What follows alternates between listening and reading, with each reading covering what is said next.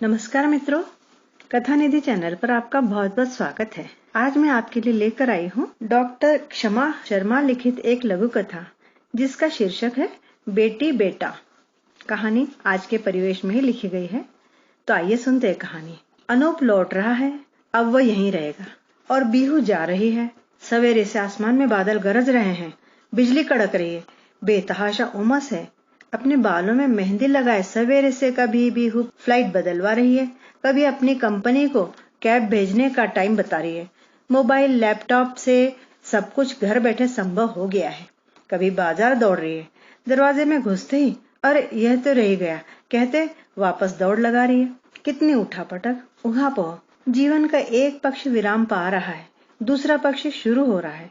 हर अंत के बाद एक नई शुरुआत। लेकिन जिसके लिए चीजें अंत की तरफ बढ़ती हैं, उसके लिए दोबारा वैसे ही कभी शुरू नहीं होती। हमारी पीढ़ी का अंत इस पीढ़ी की शुरुआत ही तो है। इन्होंने कहा, आज बीहू पूरी रात सोई नहीं है, आंख खोल के पड़ी रही है। ऐसा क्यों हुआ? तुमने कह दिया था ना कि तू मत जा। सचमुच मेरा मन इसे कहीं भेजने को नहीं करता। तुम खुद भी कमजोर होती हो, उसे भी कमजोर करती हो।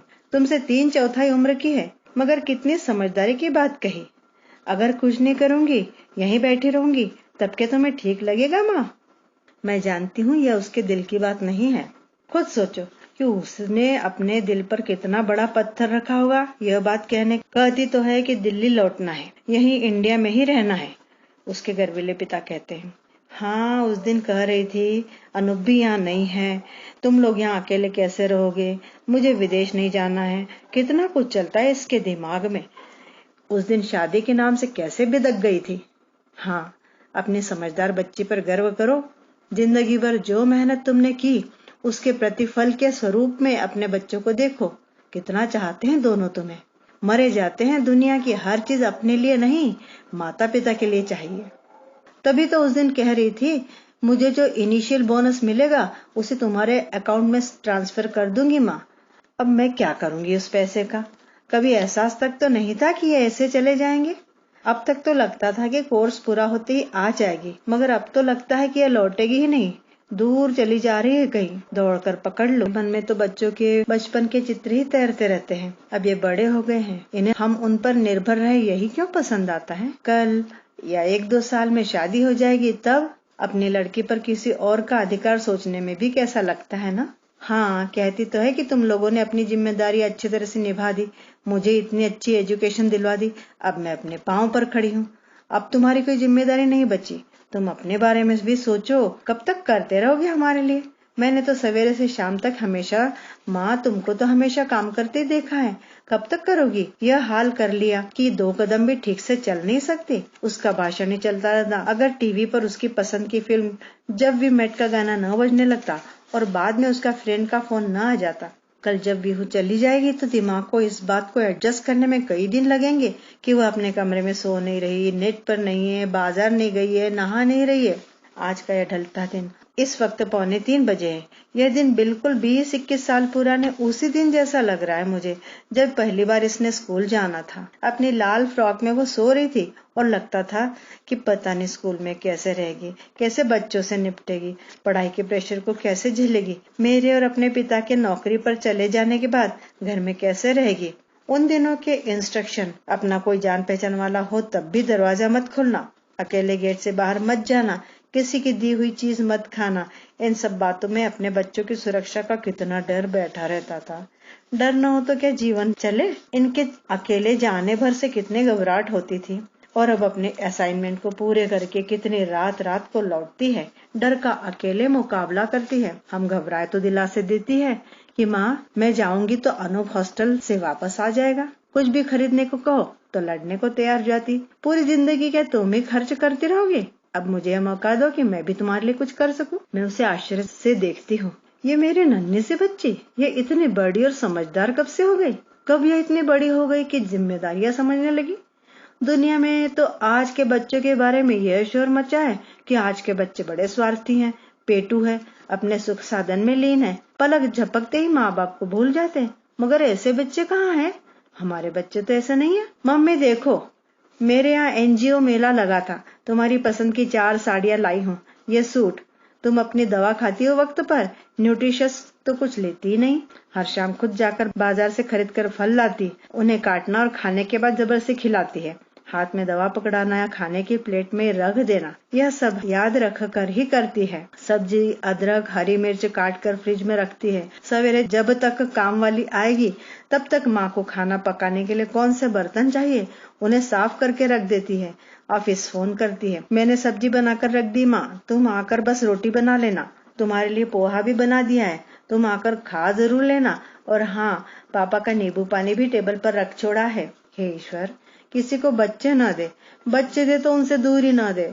खिड़की पर बैठी गलगलिया बूंदाबांदी के बीच कर्कश आवाज में चिल्ला रही है, शायद अपने बच्चों को सावधानी का संकेत ही दे रही हो। ये जो पहले तो उसके जाने के बाद सुनना भी नहीं चाहते थे, अब कहते हैं यह कोई 100-200 साल पुराना जमाना है कि जहाँ पैदा हुए वहीं खेती बाड़ी की, 150 के कुनबे में रहे और वहीं मर खप लिए। ये ग्लोबल बच्चे हैं, एक पैर यहाँ तो एक पैर कहीं और। सारा सामान बाहर निकाला जा रहा है, बैग, लैपटॉप, अटैची, एयरपोर्ट पर पहुंचने तक के लिए पानी। उसकी फ्लाइट लेट नाइट पहुंचेगी, मगर चिंता की बात नहीं, ऑफिस की कैब उसे लेट नाइट लेने आ जाएगी और कंपनी के गेस्ट हाउस में पहुंचा देगी। ऑफिस ने ही उसे टिकट भेजी है। जाते जाते मैं उसकी पसंद के आलू के परांठे, मिर्च करौंदे पकड़ाती हूँ। उसकी रूममेट के लिए भी खाना पकड़ाती हूँ तो वो मुस्कुराकर कहती है, तुम इतने जनरस क्यों हो माँ? अरे वो लड़की तुम्हारे साथ है, क्या तुम अकेली खाती रहोगी? वैसे भी 2-4 परांठे बनाने में देरी कितनी लगती है? कभी किसी और ने कुछ दिया है तुम्हें? और तुम तो किसी को कुछ भी उठा कर दे देती हो। वैसे मैं भी चाहती हूँ कि इतना पैसा कमाऊं कि गरीबों के लिए कुछ कर सकूं। कितना लंबा है ये रास्ता। क्या एयरपोर्ट अपनी जगह से बहुत दूर खिसक गया है? ताला खोलते इसका सामान इसके अनुपस्थिति में देखते कितनी दहशत होगी। अब कई दिन तो आते जाते हवाई जहाज में भी ही दिखती रहेगी। अगले महीने अनूप आ जाएगा। चलो, बीच में अधिक समय नहीं है। अनूप लौट रहा है, अब वो यहीं रहेगा। उसे क्या पसंद है? छोटा था तो सुबह शाम रात दिन पनीर और नाश्ते में आलू का परांठा चिल्लाता था। न बने तो मुंह फुलाकर बैठ जाता था, फिर कितना ही मनाओ नहीं मानता था। अब इतने दिनों बाद वह पढ़ाई करके लौट रहा है। इस कॉलोनी में अब उसके दोस्त भी ज्यादा नहीं रहे। पढ़ाई पूरी करके कोई कहीं चला गया है, कोई कहीं।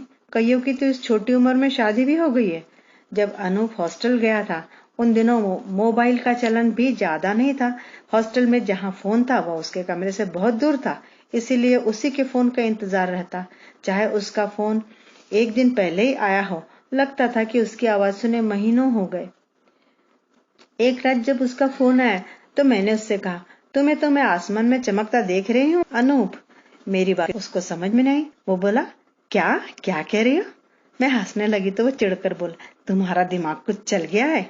रास्ते में उस जैसी चाल चलता कोई लड़का दिखाई दे जाता तो मैं उसे तब तक देखती जब तक कि वह आंखों से ओझल न हो जाता। कोई उस जैसा लड़का मेरे सामने आ जाता तो मैं उसे अपलक निहारती रहती। यही नहीं, मैंने उसे टुकड़ों में देखना भी सीख लिया था। कभी किसी की आंखें उसके जैसी मुझे लगती, कभी किसी की लंबाई, किसी की हंसी मुझे उसके जैसी लगती तो किसी के बाल।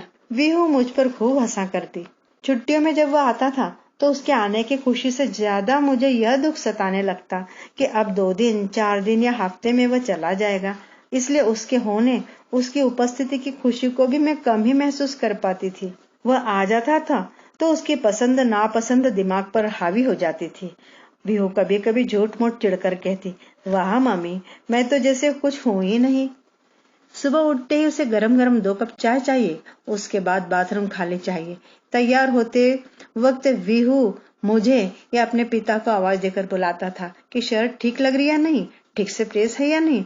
फिर वह जूते पहनता था और बार बार गीले बाथरूम में बाल संवार उन्हीं जूतों के गीले तलों से घर में घूमता हुआ जूतों के निशान बना देता था। वीहू और मैं चिल्लाती भी थी कि इतने पहले से क्यों जूते पहन लेता है, जब जाया करे तभी पहनने। छुट्टियों में हर रोज उसे किसी न किसी काम से जाना होता, लेकिन उसके जिद रहते कि मुझे और अपने पिता को दफ्तर ड्रॉप करने के बाद ही वह कहीं जाएगा। जो सुनता, कोई ईर्ष्या से दग्ध होता तो कोई प्रशंसा से भर उठता, कितना अच्छा बेटा मिला है आपको। लेकिन इस अच्छाई में मेरी जो आफत आती, जितने काम फैलाता उन्हें समेटती जाती, समय पर खाना बनाती, काम वाली से काम करवाती और उसके तैयार होने से पहले ही तैयार भी हो जाती। फिर भी वो चीखता, तुमने 10 मिनट की देरी करा दी माँ। कभी मैं चिढ़कर कहती, तू क्या कहीं का प्रधानमंत्री है जो 10 मिनट की देर हो गई तो आसमान टूट पड़ा। वह कहता, क्या पता कल बन जाऊं। या फिर कहता, और क्या, अपने घर का तो प्रधानमंत्री ही हूं। तू मुझ पर क्यों इतना रोब झाड़ता है, इतना तो पापा ने भी नहीं झाड़ा। सीधे हैं बेचारे, कहता हुआ वह बाजू में बैठे अपने पिता को तिरछी नजरों से देखता और खूब हंसता। कभी मैं नाराज होकर कहती, तू मुझे यहीं उतार दे, मैं अपने आप चली जाऊंगी। यह सुनकर वह कहता है, क्यों, यहाँ क्यों उतार दूं, वहां से तो तुम्हें ऑटो मिल जाएगा। ऐसी जगह उतारूंगा जहाँ से कुछ नहीं मिले, फिर पैदल चलना और मुझे याद करना। एक बार वह लड़ रहा था कि रेड लाइट पर गाड़ी रुकी। मैंने खिड़की खोलकर ट्रैफिक पुलिस वाले को आवाज दे दी, भैया जरा यहाँ आना, यह लड़का मुझे तंग कर रहा है।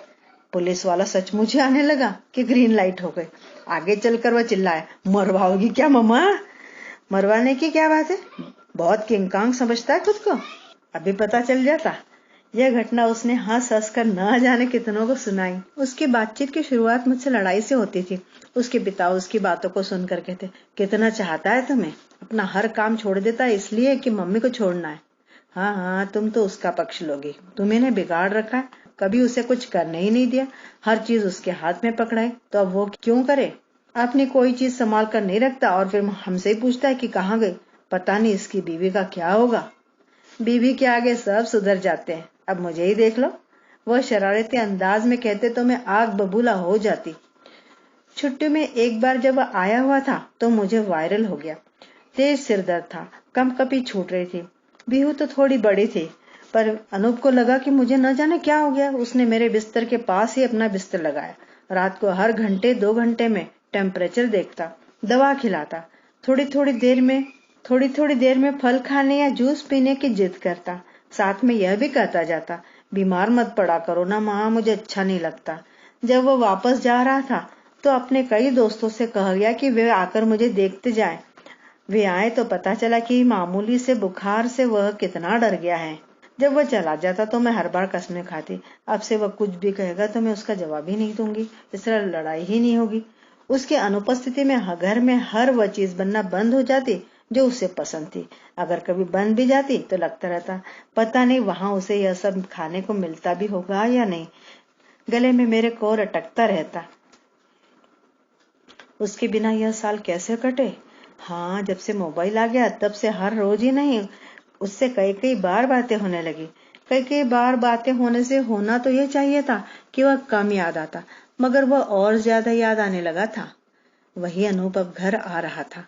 उसे यहीं नौकरी लग गई थी। उसे विदेश में भी नौकरी मिली थी, लेकिन उसने जाना नहीं चाहा। उसे लगता था कि अगर वह भी चला गया तो उसके माता पिता का क्या होगा। जब से वो हॉस्टल चला गया था, सिवाय साफ सफाई के कोई उसके कमरे में जाता नहीं था। उसके कमरे में जाते ही उसकी चीजें दिखाई देने लगती थी। उसका कंप्यूटर और कपड़े, जूते, बेल्ट, किताबें, यहाँ तक कि पेंसिल, रबर और कैलकुलेटर, उनमें से उसकी आवाजें ही आने लगती। उसी कमरे की एक एक चीज को मैं फिर से देख रही थी। हर जगह की सफाई की थी। कल तक जिन पुरानी चीजों को उसकी याद के कारण संभाल कर रखा गया था, उन्हें ही हटाया जा रहा था। कमरे में लाइट वॉयलेट कलर का पेंट कराया गया था। खिड़कियों और दरवाजे पर गुलाबी रंग के पर्दे, चादर और तकिए का गिलाफ भी गुलाबी था। सिराहा ने एक स्टूल रख दिया था जिससे सोते वक्त वह अपनी घड़ी, मोबाइल, चश्मा आदि रख सके। आखिर बेटा बहुत दिन बाद जो आ रहा था, आया तो बेहद खुश था, मगर बहुत गंभीर। एक फालतू बात तक नहीं कर रहा था। उसे अगले दिन सही समय पर ऑफिस पहुंचने की चिंता थी। न उसने मजाक किया, न हंसी, न ही खाने में कोई कमी निकाली, न ही रिमोट अपने कब्जे में लिए बैठा रहा जिससे कि अपनी पसंद के प्रोग्राम देख सके, न ही वह चुपके से रसोई में मेरे पीछे आकर खड़ा होकर मेरी चोटी खींचे, न ही मुझे हर वाक्य के अंत में आदि में मोटू मोटू कहकर पुकारे। समझ में नहीं आता कि उसे क्या हो गया। उसके पिता कहते, अरे तुम्हें किसी भी तरह चैन नहीं है। पहले जब वो लगड़ता झगड़ता था तब तुम परेशान थी, अब वह कुछ नहीं बोलता है तब तुम परेशान हो। समझ में नहीं आता उसे हुआ क्या है। कुछ नहीं हुआ है, बड़ा हो रहा है, नौकरी कर रहा है, क्या पहले जैसा ही रहेगा हमेशा। एक शाम उसका फोन आया, हेलो माँ, आज मैं देर से आऊंगा, पिक्चर देखने जा रहा हूँ, खाना भी बाहर ही खाऊंगा। ये अकेला पिक्चर देखने भी जाने लगा। अकेला नहीं, दोस्तों के साथ गया होगा। दोस्त नहीं, सहेली। चलो सहेली सही, सहेली के साथ नहीं तो क्या तुम्हारे साथ ही जाता रहेगा हमेशा। वैसे भी हॉस्टल में जब था तो क्या तुम देखने जाती थी कि वो किसके साथ जा रहा है? पिता हंसते हुए बोले। मैं कहती हूँ ना कि तुम्ही ने बिगाड़ा है। उन्होंने कोई जवाब नहीं दिया तो मैं खुद ही बड़बड़ाई। कर दिया बस फोन कि मैं बाहर ही खाना खाऊंगा। मैं तो बस पागल हूं ना, जो नौकरी भी करूं, किसको क्या पसंद है बनाती फिरूं। मैं शाम को घर ना आकर पिक्चर देखने चले जाऊं ना, तब पता चले। अरे कैसे बच्चों जैसी बातें कर रही हो, अपने बच्चे से बराबरी कर रही हो। मैं तो तभी से बूढ़ी हो गई थी जब उसके बराबर थी। किसी ने कभी सोचा कि मेरी भी कुछ इच्छाएं होंगी? तुम्हारा शायद लड़ने का मन कर रहा है, चलो लड़ते रहो, मैं कुछ नहीं बोलूंगा। इतवार का दिन था, छुट्टी का दिन। वह देर से सोकर उठा।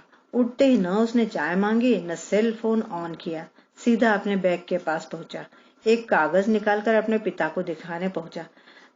ये पढ़कर बोले, ठीक है जाओ। जाओ? कहाँ जाना है? मैंने खाना बनाते बनाते पूछा। इसकी कंपनी इसे 3 साल के लिए अमेरिका भेज रही है। 3 साल? मेरे मुंह से निकला। अरे 3 साल भी वैसे ही कट जाएंगे जैसे इसके हॉस्टल के साल कट गए। मगर यहाँ का यहाँ तो था। अरे वहां भी कौन सा दूर है, 1 दिन में पहुंच जाओगी। मैंने तो मना किया था पापा, मगर कई बार मना करूंगा तो हो सकता है कि नौकरी छोड़नी पड़े। कैसी बातें करते हो बेटा, तुम आगे बढ़ो, इससे अच्छा क्या है। लोग तो अमेरिका जाने को तरसते हैं। मगर ये मम्मी, समझ में नहीं आता आप लोगों को छोड़कर कैसे जाऊं। तुम बेधड़क होकर जाओ बेटा, मम्मी की चिंता मत करो। इसे हर 6ठे महीने तुम्हारे पास भेज दिया करूंगा। और आप? अरे जब यह आएगी तो मैं अकेला यहाँ क्या करूंगा। उसका चेहरा धीरे धीरे तनावरित हो गया। वह मुस्कुराने लगा। अभी तो मैं अनूप के वापस लौटने की तैयारी कर रही थी, उसके कमरे को सजा रही थी। अब तो उसे गए भी 6 महीने हो गए। ऐसा लगता है जैसे कल ही की बात हो। तो मित्रों, हमारी कहानी यहाँ समाप्त होती है। आपको कहानी कैसी लगी कमेंट करके जरूर बताइए। पसंद आई हो तो एक लाइक भी कीजिए। और हाँ, अगर मेरे चैनल पर नए हो तो सब्सक्राइब करना न भूले प्लीज। कहानी सुनने के लिए धन्यवाद। आपका दिन शुभ हो।